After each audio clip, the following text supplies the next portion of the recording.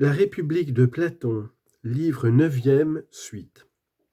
Ce que tu demandes est juste, dit-il, et il est évident pour tout le monde qu'il n'y a point de cité plus malheureuse que la cité tyrannique, ni de plus heureuse que la cité royale.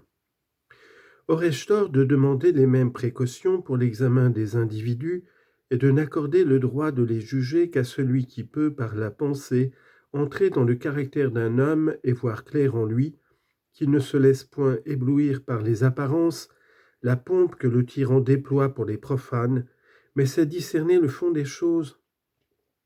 Si donc je prétendais que nous devons tous écouter celui qui d'abord serait capable de juger, qui de plus aurait vécu sous le même toit que le tyran, témoin des actes de sa vie domestique et des rapports qu'il entretient avec ses familiers, c'est surtout parmi eux qu'on peut le voir dépouillé de son appareil de théâtre, et aussi de sa conduite dans les dangers publics.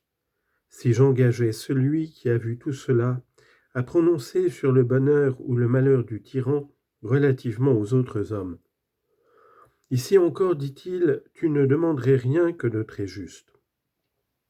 Veux-tu donc, repris-je, que nous nous supposions du nombre de ceux qui sont capables de juger et qui se sont rencontrés avec des tyrans, afin d'avoir quelqu'un qui puisse répondre à nos questions?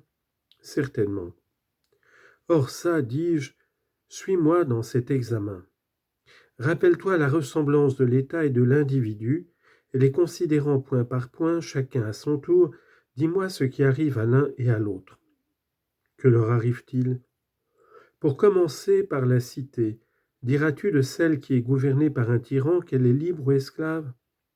Elle est esclave autant qu'on peut l'être, répondit-il. Et cependant, tu y vois des maîtres et des hommes libres. J'en vois, mais en petit nombre. Presque tous les citoyens et les plus honnêtes y sont réduits à une indigne et misérable servitude. Si donc l'individu ressemble à la cité, n'est-il pas inévitable qu'on retrouve en lui le même état de choses, que son âme soit remplie de servitude et de bassesse, que les parties les plus honnêtes de cette âme soient réduites en esclavage, et qu'une minorité formée de la partie la plus méchante et la plus furieuse y soit maîtresse? C'est inévitable. Mais quoi? Diras-tu d'une âme en cet état qu'elle est esclave ou qu'elle est libre? Je dirais certes qu'elle est esclave. Or, la cité esclave est dominée par un tyran, ne fait pas le moins du monde ce qu'elle veut. Non, assurément. Par conséquent, l'âme tyrannisée ne fera pas du tout ce qu'elle veut. Je parle de ce que veut l'âme tout entière, sans cesse et violemment entraînée par un désir furieux. Elle sera pleine de troubles et de remords. Comment non? Mais la cité gouvernée par un tyran est-elle nécessairement riche ou pauvre? Pauvre. Il est donc nécessaire aussi que l'âme tyrannique soit toujours pauvre et irrassasiée. Oui, dit-il. Mais quoi? N'est-ce pas encore une nécessité qu'une pareille cité et un pareil homme soient emplis de crainte? Si fait. Crois-tu pouvoir trouver dans quelque autre état plus de lamentation, de gémissements, de plaintes et de douleurs? Nullement. Et dans tout autre individu, plus que dans cet homme tyrannique, que l'amour et les autres désirs rendent furieux? Je ne le crois pas. Or c'est en jetant les yeux sur tous ces mots et sur d'autres semblables que tu as jugé que cette cité était la plus malheureuse de toutes. N'ai-je pas eu raison? Demanda-t-il. Si fait, répondis-je. Mais pour ce qui est de l'individu tyrannique, que dis-tu en voyant en lui les mêmes mots? Qu'il est de beaucoup le plus malheureux de tous les hommes. Sur ce point, tu n'as plus raison. Comment? Selon moi, il n'est pas encore aussi malheureux qu'on peut l'être. Qui le sera donc? Celui-ci te paraîtra peut-être encore plus malheureux.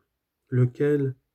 Celui qui, né tyrannique, ne passe point sa vie dans une condition privée, mais est assez malchanceux pour qu'un hasard funeste le fasse tyran d'une cité. Je conjecture, d'après nos précédents propos, que tu dis vrai. Oui, seulement, il ne faut pas se contenter de conjectures en pareille matière, mais bien examiner à la lumière de la raison les deux individus qui nous occupent. L'enquête, en effet, porte sur le sujet le plus important qui soit, le bonheur et le malheur de la vie. C'est très exact, dit-il. Examine par conséquent si j'ai raison. À mon avis, il faut se faire une idée de la situation du tyran d'après ceci. D'après quoi? D'après la situation d'un de ces riches particuliers qui, dans certaines cités, possèdent beaucoup d'esclaves. Ils ont sur ce point de ressemblance avec les tyrans qu'ils commandent à beaucoup de monde. La différence n'est que dans le nombre. C'est vrai. Tu sais donc que ces particuliers vivent en sécurité et qu'ils ne craignent pas leurs serviteurs. Qu'en aurait-il à craindre? Rien. Mais en vois-tu la raison? Oui, c'est que la cité tout entière prête assistance à chacun de ces particuliers. Bien dit. Mais quoi?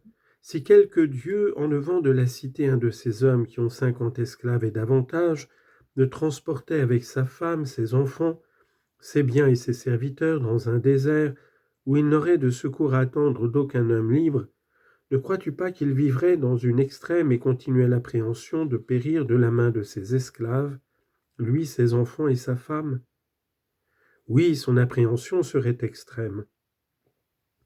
Ne serait-il pas réduit à faire sa cour à certains d'entre eux, à les gagner par des promesses, à les affranchir sans nécessité, enfin à devenir le flatteur de ses esclaves? Il serait bien forcé d'en passer par là, dit-il, ou de périr. Que serait-ce donc si le Dieu établissait autour de sa demeure des voisins en grand nombre, décidés à ne pas souffrir qu'un homme prétende commander en maître à un autre, et à punir du dernier supplice ceux qu'il surprendrait en pareil cas?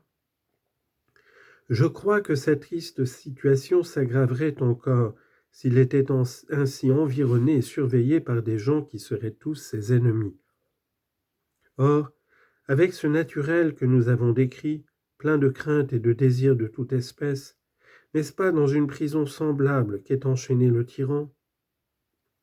Bien que son âme soit gourmande, il est le seul dans la cité qui ne puisse voyager nulle part, ni aller voir ce qui excite la curiosité des hommes libres.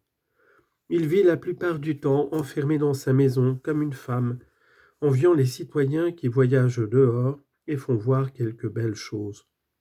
Oui, vraiment.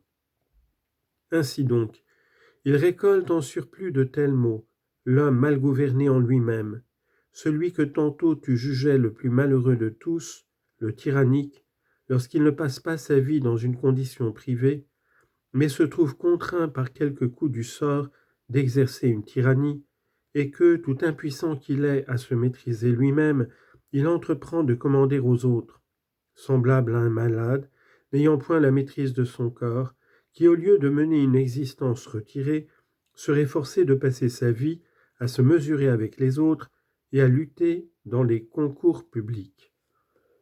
Ta comparaison est d'une exactitude frappante, Socrate. Or donc, mon cher Glaucon, n'est-ce pas là le comble du malheur? Et celui qui exerce une tyrannie ne mène-t-il pas une vie plus pénible encore que celui qui, à ton jugement, menait la vie la plus pénible? Si, certainement.